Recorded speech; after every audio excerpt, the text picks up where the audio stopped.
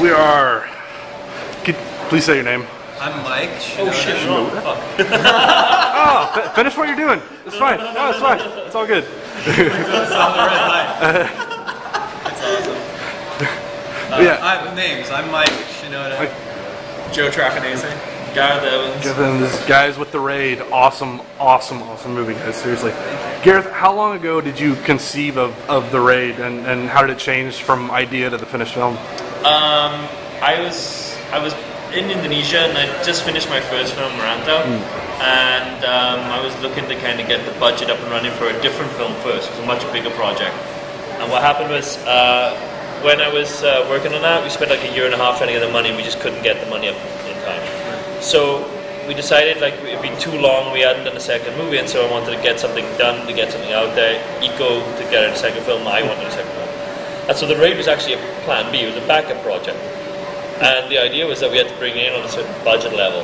And so knowing that we needed to bring it in a certain amount dictated to me that we were going to set it in one location in order to cut costs.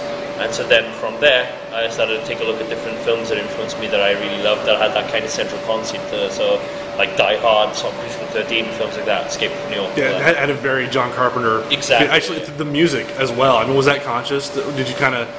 Was John Carpenter kind of an inspiration? It was not. It was not conscious, but I think that basically, at least for my part, Joe, you can speak for yours. But I do have a love of like I really love thrillers. I actually watched a ton of horror growing up, and so I think those things just naturally kind of snuck into the work for me. Yeah, for me personally, I am actually a huge John Carpenter fan, and one of the coolest things about that odd combination of director and composer is that he kind of boils the score down to the most simplest elements, and that's always a great thing to try to do in your own work as a film composer, because you're trying to convey the emotion on screen.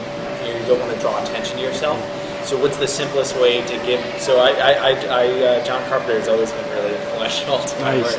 Now, had you guys seen the movie before you came on to redo the music for the US? We had only seen a short little bit of it. We hadn't seen the whole thing when we came on board, but obviously shortly thereafter we were able to watch everything, and I unfortunately had to leave for a tour in Asia with the band right afterwards. So it was the toughest part for me going into it. I was actually nervous that I was, I wanted to be able to give this movie 100%, and I was nervous that would be compromised by the amount of stuff I would have to do otherwise.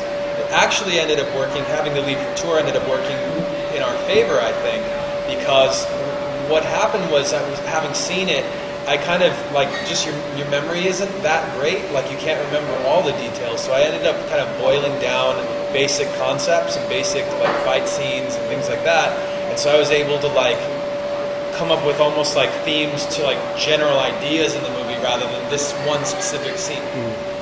And then just built a big batch of I don't know, you could call them seeds, and just started plugging those into different parts of the film. Nice.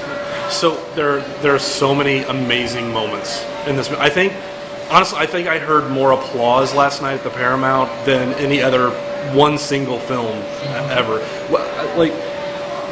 Is there a formula for creating those gotcha, holy shit moments? Or you just let the camera go and you pick it apart? Before we started taking this film to festivals, me and my producer were really pessimistic about it. We were so locked into the making of it that we didn't exactly see what we had. We just kept focusing on everything that we didn't have.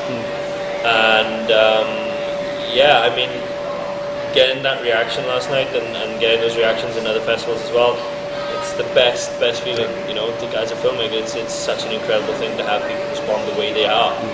And I guess in terms of how to come up with 101 ways to kill a person in a building. Is that where you start? just make a list. That was the working title of the film. Nice. It's I don't know. I guess it's a combination of things. Me and the guys who work on the choreography together, the three of us will shop it for 3 months, and usually we'll just bounce off each other. I guess the same way that Joe and Mike work on the soundtrack to the film. When they worked on the score for it, right, they were you know, they were saying like they come up with ideas, and then if they reached a wall and they got stuck, they'd give it to the other person to try to help get it to that next level, and you know, bounce it back and forth. And it was like the best way to work on it. And we do a similar thing with the choreography in respect of like Iko and Yayan, the guys who play Rama and Mad Dog in the film. They'll come up with a whole ton of like ideas for movements and exchanges, and then you know, I'll come in and take a look at it and then see if I can kind of help push them in the next level again. So just for example, like they might have that movement where the guy gets smashed into the light, and they might come up with it as far as the guy having his head smashed into the light. Then I'll say, keep smashing his head against every tile in the wall all the way down to the floor. Why would you do that? Just to make sure, Mike. It's overkill. It's so much. You never know. But how many times have you seen the movie now? Too many. Too many. A lot of times. I mean, because I edit the film as well. So when it comes to the whole process, I mean, I must have seen it about 1,000 times.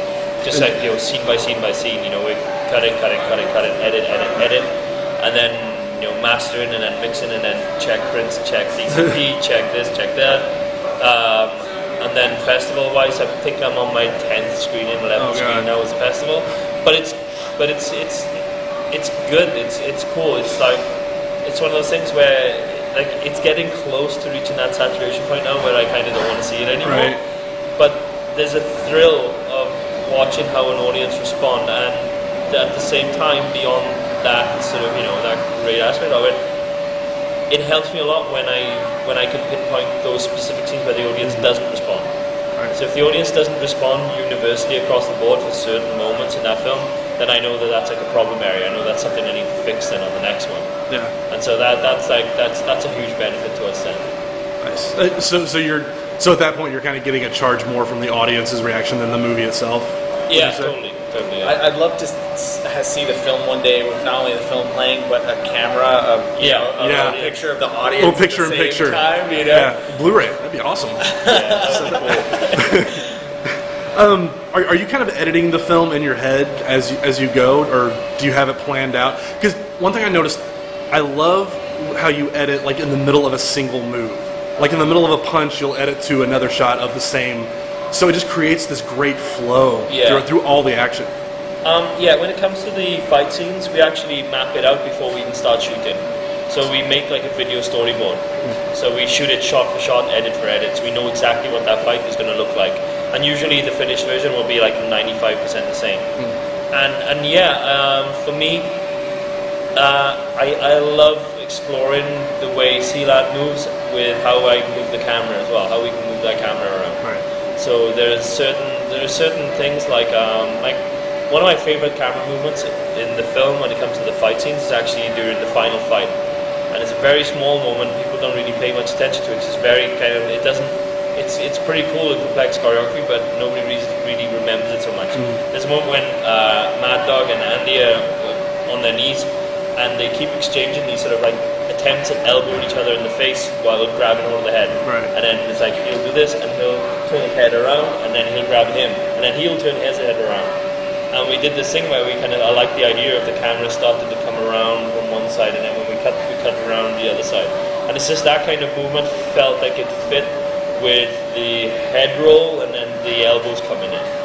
And it's just finding the right movement of the camera for that right piece of choreography. Everything has to be like a jigsaw piece. Everything has to be the shot for that piece of choreography. And then that's how we structure them together. Very cool. Kind of going back to the John Carpenter thing, I love how the main theme that plays at the end, it builds throughout the movie. Like every time it comes up, there's something added to it. Who came up with the actual theme, and whose idea was it to like build it throughout? That the was movie? actually the first. I think that was the first demo I did for the whole thing. Like when I first saw anything from the movie, that was the first thing I wrote, and it was almost like, in retrospect, I knew I didn't see the whole film yet, but I just saw a little bit, and I had written something that was more like epic than the movie ended up being. So then we started plugging some stuff, like making some demos, and then I ended up seeing the whole thing, and I looked at Joe and the guy from Sony, and I was like, oh crap! Like I feel like we started out with this little like red band trailer and this stuff, and like I didn't know what I was Where's this doing. gonna Like go? it doesn't make any sense to me right now. And so it did take a little bit of finessing to actually figure out how it was going to work. And yeah, once we realized, like, we basically took that same sound that you hear when the closing credits, and we made various like chord options on it. So like, whereas that right there, it's a major chord progression. But we started making all these minors, these dissonant ones, and all this other stuff, and then you can plug them in over top of other things in the movie. So really, I think maybe two of the other main times when you hear that theme, it sounds the same, or it sounds similar, but it's a different chord. And it just because it's the same sound, it makes your ear think you've heard it before, even though it's not. Very cool. Well, thank you guys very much. The movie is so kick-ass. I love it. Thank you very much.